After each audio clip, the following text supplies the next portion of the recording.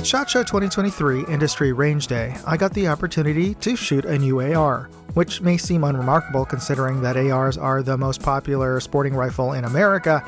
This one was a little different, because this one was made by UTG Leapers.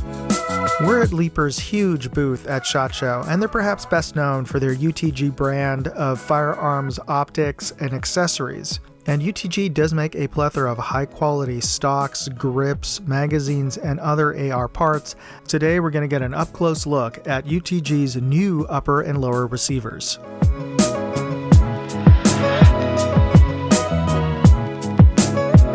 Hey, Moondog here. We're at SHOT Show 2023 at the Leapers booth. Now, you know that Leapers and UTG are known for making some really high-quality accessories made in the USA and in Taiwan, the good China, but now they're doing something very different. What you're looking at here is not just an accessorized AR with Leapers and UTG components, but we have Kyo to show you what is this. So these are our US-made, Michigan-made UTG Pro AR receivers out of billet. This is the standard one, which is going to be coming out first. So basically it's your 70-75 billet stripped receiver, upper and lower. And it has the same battery arms that we're all acquainted with. A couple of design changes about it. Obviously you can see the geometry is a little bit more lightweight. We took out the material that was excess to a point where it didn't obviously interfere with its durability or reliability, but you can see lightning cuts throughout the entire build. Interesting cuts there. Yep.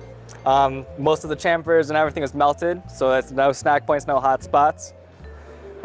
We kind of incorporated ideas from multiple different departments on our team and also our shooters. One thing is we took into account the different sized hands that people have. I have very small hands, some people have medium and large. And we wanted to incorporate some firm indexing points for your trigger finger. So if you have large hands, you'll notice there's a finger swell right here that then is in line with the geometry of the magwell right here. Nice. That shortens the magwell height, okay, which then also allows you full compatibility with all types of magazines, whether polymer, steel, your beta mags, or your high capacity mags. And that transitions into, give me 1 second. If you look at the bottom, the magwell is pretty generous, and pardon the scratches, this is one of our range guns that we shot at range day. And then you can see that the funneling of the magwell transitions into the handguard. Yeah, that's nice. The handguard is also slightly enlarged for glove use. We are from Michigan, it gets cold.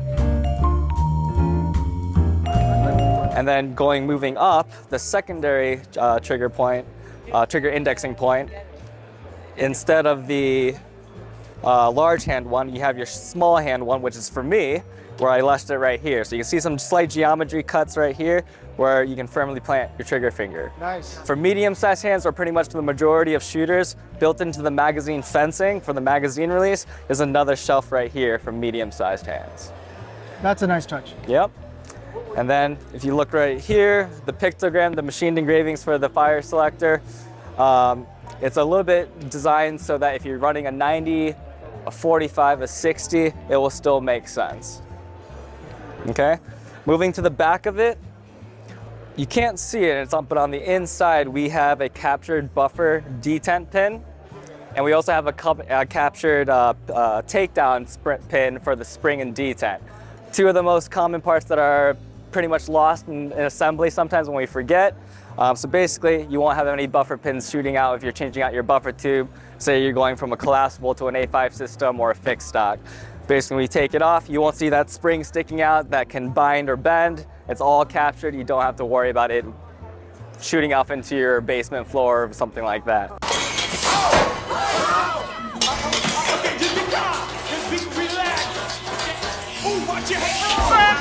Oh, that's great. All right, moving on to the other side. You'll notice for the bolt release and for a lot of different parts on this, you don't see any roll pins. So all the places where roll pins typically show up, we've all replaced it with threaded steel pins. So that includes the bolt catch and obviously your forward assist as well. Oh yeah. All right, so Moving to the flat top geometry, everything's pretty much what people expect. However, for the amount of slots that you get on the top rail, we did provide one additional slot, just because the real estate on the flat top is pretty limited. Depending on what you're putting on, whether you have flip-ups, whether you have a dot sight or you're running an LPVO of some kind, having one additional slot may make the difference for you. So instead of having our markings, our T markings starting at T1, ours starts at T0. So just a little small detail there. On the back here, you'll notice that there's a rear taper geometry and design cut for the back, and that's for your access to your charging handles or to access your flip-up sights easier. Maybe if you're wearing gloves, you can get underneath it a little bit better. Yeah, all right? That is a nice touch. It's really well thought out. Yep, also helps out when you have to do malfunction clearance. Maybe you have a double feed, you can get access to your charging handle a little bit quicker, a little bit easier. All right, so yeah, that's the UTG Pro standard layout, receiver set. These can be purchased together as a match set, or they can be just by the upper or just by the lower. Excellent. Well, you guys, your engineers, designers have done a really excellent job of just thinking out all the details. And like I said, they're known for making some excellent accessories, so I expect nothing less from a AR receiver from UTG. Thanks a lot. Yeah, no problem. Now, as I mentioned at the beginning of this video, I got a chance to get hands-on with their AR build at SHOT Show's Industry Range Day. All right, so we're going to try this out.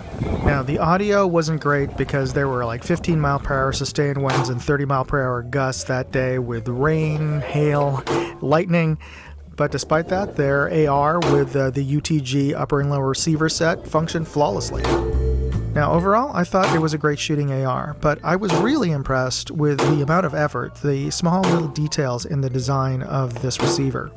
That care and design extended to other aspects of this AR, including their slim profile handguard, the witness window in their magazine, and the comfortable grip. The next time I build an AR, I'd consider using a UTG receiver.